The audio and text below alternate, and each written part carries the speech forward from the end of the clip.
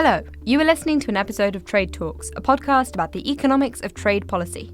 I'm Samaya Keynes, the US Economics and Trade Editor for The Economist. And I'm Chad Bown, a senior fellow at the Peterson Institute for International Economics.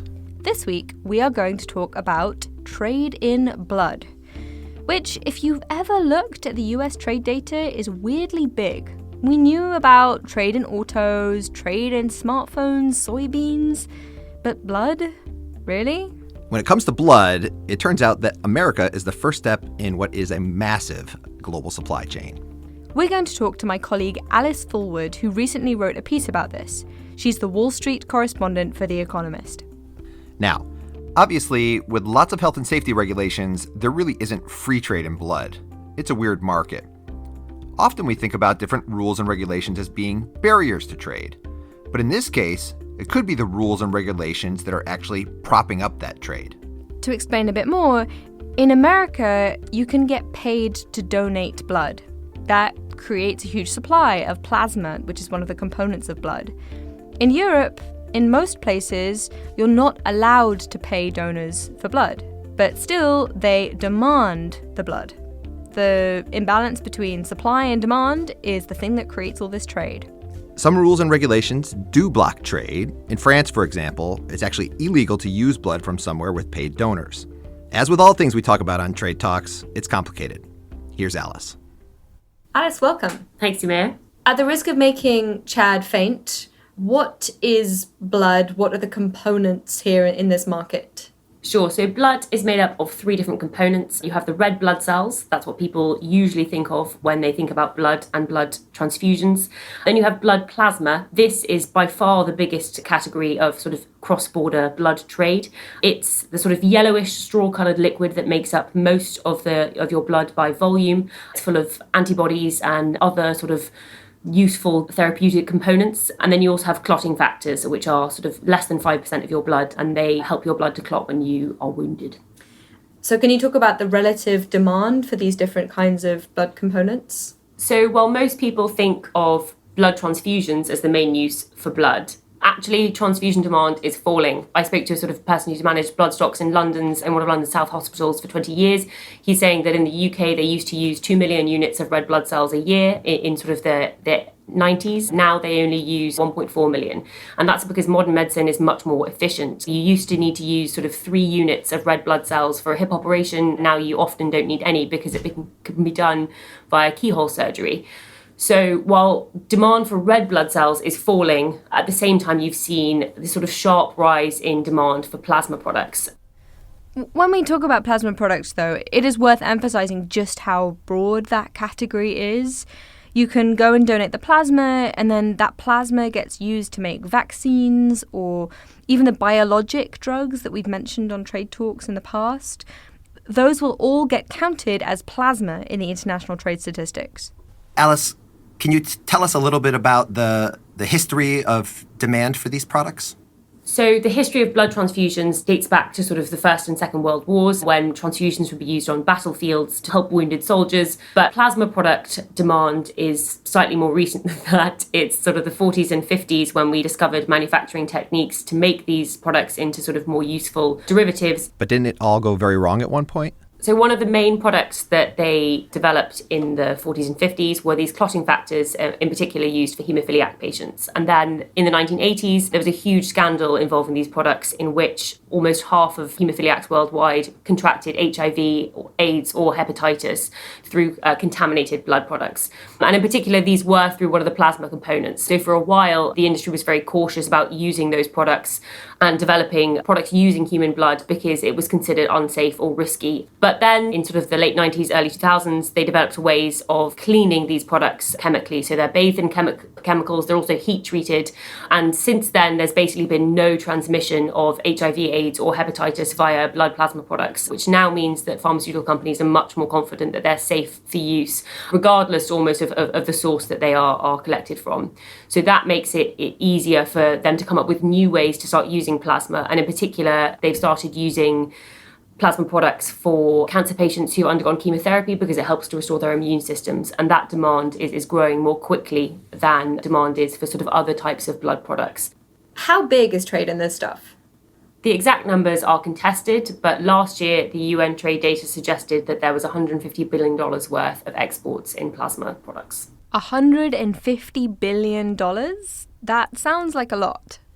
It is a lot, and this is sort of why the number is controversial. The plasma industry suggests that the actual value of plasma products worldwide is closer to sort of $20 billion. And there is sort of a lot of intrigue around why the trade numbers appear so much bigger than what the industry thinks the value of these products is.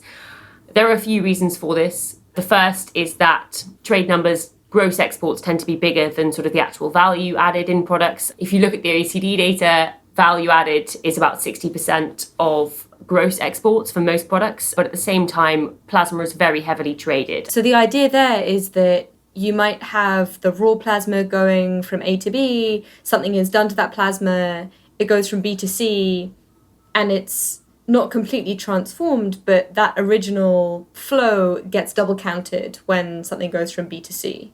Right. So because so much plasma is collected in one place and then shipped overseas to be manufactured elsewhere, the sort of double counting of plasma products does look quite high relative to what other industries double count.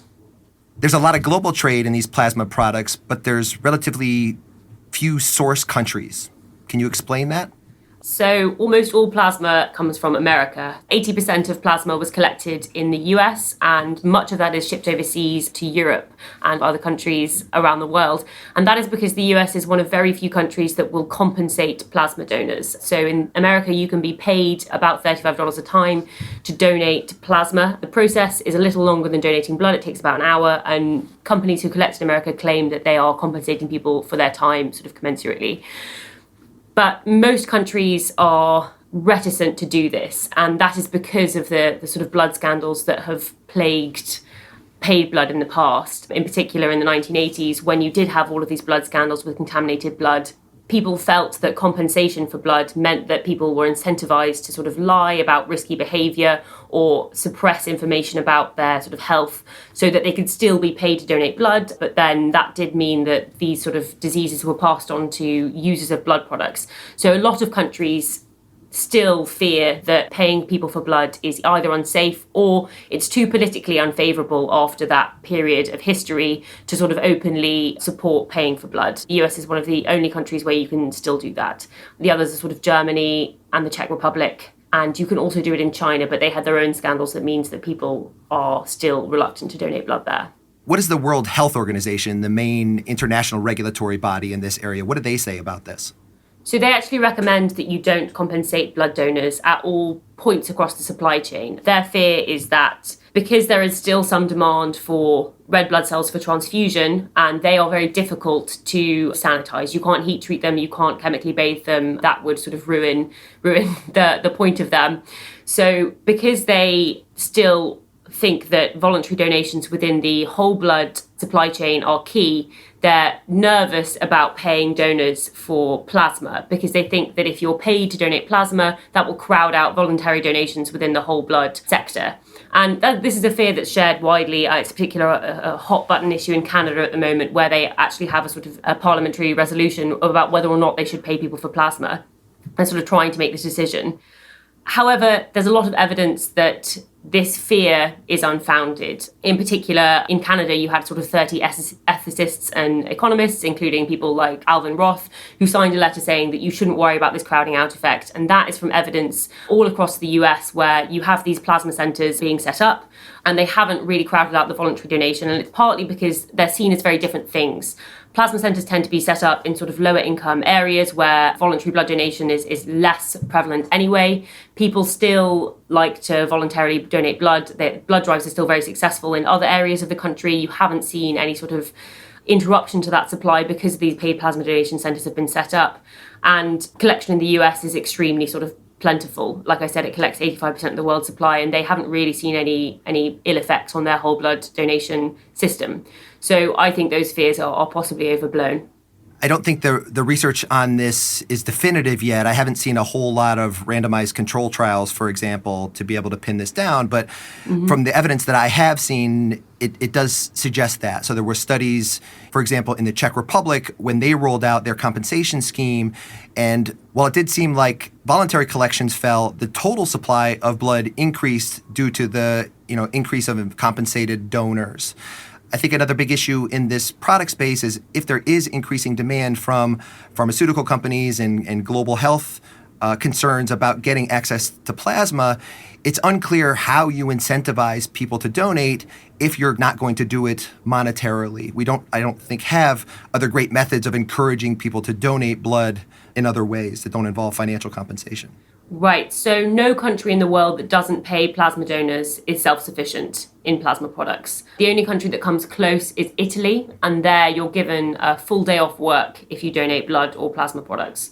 So that actually is higher compensation in sort of real value than the sort of $35 a session that you get to do it in the US. So I do think it is difficult because the nature of plasma donation is quite different, because you sort of have to sit for an hour hooked up to an apheresis machine which spins your blood, separates out the red blood cells and sort of puts them back into you. It is a much more involved, much longer process, which I think does require some form of compensation. And at the same time, you can give plasma much more frequently than you can give blood. So you can only give whole blood cells in the US. It's sort of once every 8 weeks. Other countries say once every sort of 3 months or so. And that's because it does take your body a long time to replenish these red blood cells. So it's a difficult process, whereas plasma is almost entirely water, and the sort of nutrients and other sort of factors that are included in plasma can replenish much more quickly. So actually in America, they say that you can give plasma twice a week. If you're asking someone to go and donate this fluid twice a week and it takes them an hour and a half each time, I don't think it's reasonable to expect that people would be able to do that for free. Do you think there are any ethical concerns that we should worry about that are more legitimate? I do think there are some ethical concerns in this market. In particular, a lot of people find it just uncomfortable in general that you're paying people to give their body part away. I would argue with plasma, it's sort of less difficult than the arguments that people make for, say, markets in organs, which aren't replenishable. There's no evidence that donating plasma does any sort of long-term damage to your health. It does replenish very quickly, and so the sort of costs associated with donating plasma are very short term, but at the same time, it is still uncomfortable, and I understand that people have those concerns. The other concern that is often talked about is sort of who is donating plasma. Here, one of my colleagues, Idris Kaloun at The Economist, did some analysis using census data in the US that showed that plasma centres are concentrated in low-income areas. So plasma centres are usually opened in districts where the poverty rate is 27.4%, whereas the sort of census median is 16.5%. So there's plenty of evidence that they tend to be concentrated in these poorer areas. And it's worth noting that the sort of geographic location of the plasma centre is a very important part of how these things are regulated. You can't donate plasma to a centre unless you live in its exact geographic area. And that's for a very important reason, which is that you don't want low-income people to be sort of plasma centre shopping, sort of going to lots of these centres in a row, trying to donate more plasma than it's safe for them to do so. And so you can only donate plasma in a centre that's close to you, and they're sort of geographically spaced so that you wouldn't be able to give in 2 centres in any given week. And that is sort of for the protection of people who are donating. Let's talk about trade in blood. So the pattern of trade seems to be north-north, with rich countries selling to other rich countries. But can you tell us more about from where to where the trade flows and what's driving it? A lot of plasma is collected in the US, sort of 80% of the raw plasma supply comes from America, but a lot of that is collected by international companies. So the 4 biggest plasma collectors in the States are a Spanish, Irish, Australian, and German company. And those 4 companies run 8 out of 10 plasma collection centers in America. And once they've collected that plasma, a lot of it is, some of it is processed in the US into sort of supply chain products, but a lot of it is exported to Europe, where it's manufactured into vaccines and these clotting factors and other sort of plasma-derived products, and then it's sold worldwide. A lot of plasma products end up in China. China has an unusually high prevalence of liver disease, And so 1 in 13 people in China has some form of liver disease, and a lot of those diseases are treated using plasma products. So a lot of that ends up in China, but it also goes sort of back to the US and all over the world because it's a sort of a complex supply chain. Relatively little plasma ends up in developing countries. This is partly because they collect very little. Most of the blood collected there is for transfusion rather than for advanced sort of plasma medications. But also these products are expensive. And so as income rises, the intensity of use of plasma products also tends to rise. So in many sort of developing countries, healthcare systems, these products aren't yet a priority. But that is a future growth market. Yeah, so you tend to see usage of plasma products rise as countries get richer. We've spoken about how in some countries you're not allowed to pay people to donate plasma. But presumably the regulatory system within a country really matters too. You wouldn't want to import plasma products from somewhere that you might think of as unsafe. You need to have a fairly high functioning regulatory system to be able to feel comfortable about importing plasma from somewhere. So to an extent, the US is kind of exporting its regulatory system as well as the actual physical plasma. Yeah, I definitely agree that that is the case. These are sort of advanced pharmaceutical products, and in order to feel safe that the sterilization processes that have gone on are sort of securing these products, I think it does give developed countries with strong pharmaceutical regulatory systems an advantage. The other thing is that in developing countries, they have tended to find it harder to collect these blood products. In particular, there's an example in China. There was an awful scandal in the early 90s where they didn't properly sanitize the equipment that they were using to collect plasma donations.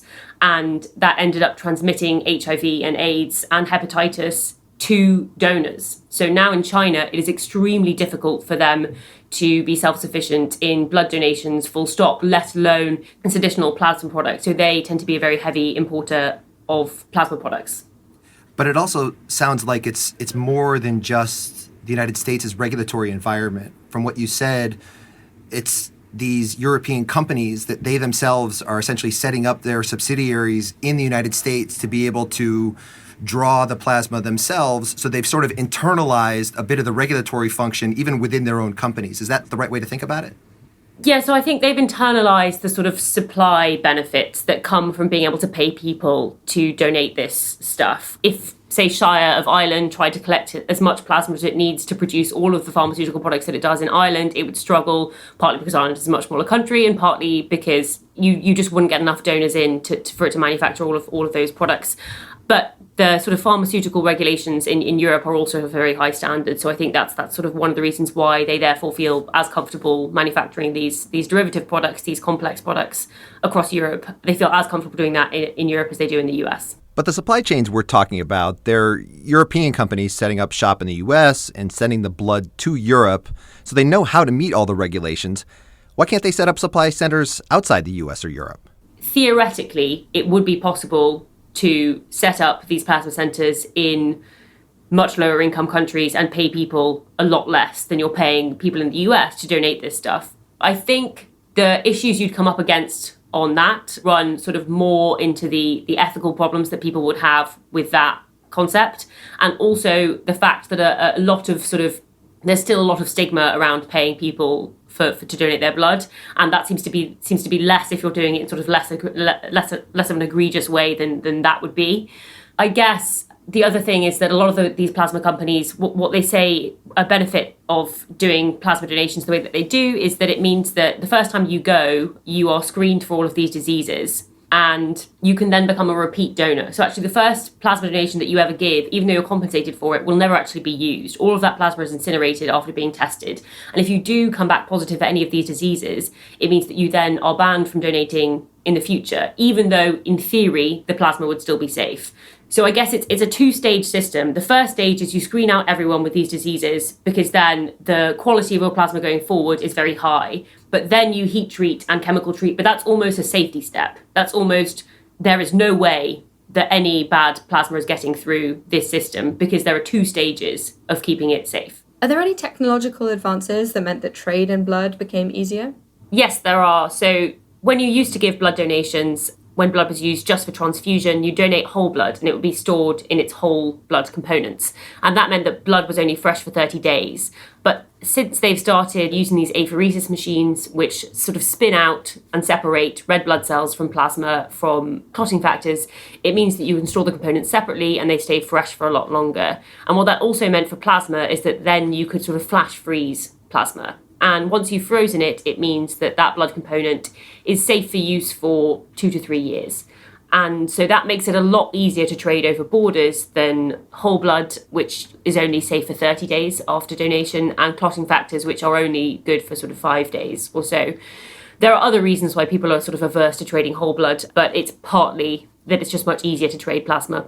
Is it even legal to trade whole blood? No, for the most part. Trading red blood cells, because of the sort of blood contamination scandals of the past, countries are very firm about sort of securing their own whole blood supplies and just using red blood cells that have been donated domestically.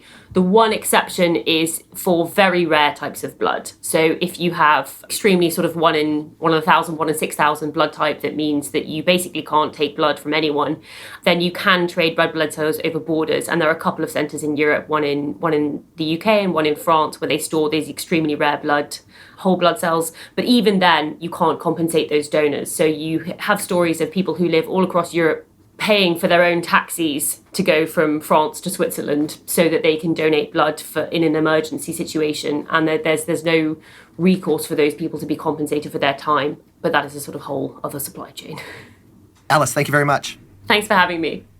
And that is all for Trade Talks. A huge thank you to Alice Fulwood, the Wall Street correspondent at The Economist, for explaining to us all things trade in blood and plasma. And we'll be sure to tweet out Alice's piece in The Economist about blood trade. Thanks also to Idris Kaloun, my colleague at The Economist, for putting together some of the data. He covers policy for us here in DC. I'd also like to thank David Van Ness at Penn State University and Tom Boyke at the Council on Foreign Relations for talking us through some of the underlying economics of the plasma market. And we'll tweet out some other interesting research we found this week as well. Thanks also to Colin Warren for taking care of our audio. Do follow us on Twitter. I'm at Chad Bown. And we're on @trade__talks. That's not 1 but 2 underscores, @trade__talks. Alice, do you have a 2 underscores thing? Well, where blood's concerned, you need both a donor and a recipient. So 2 is better than 1. That's horrendous. Even worse than mine. Sorry, guys.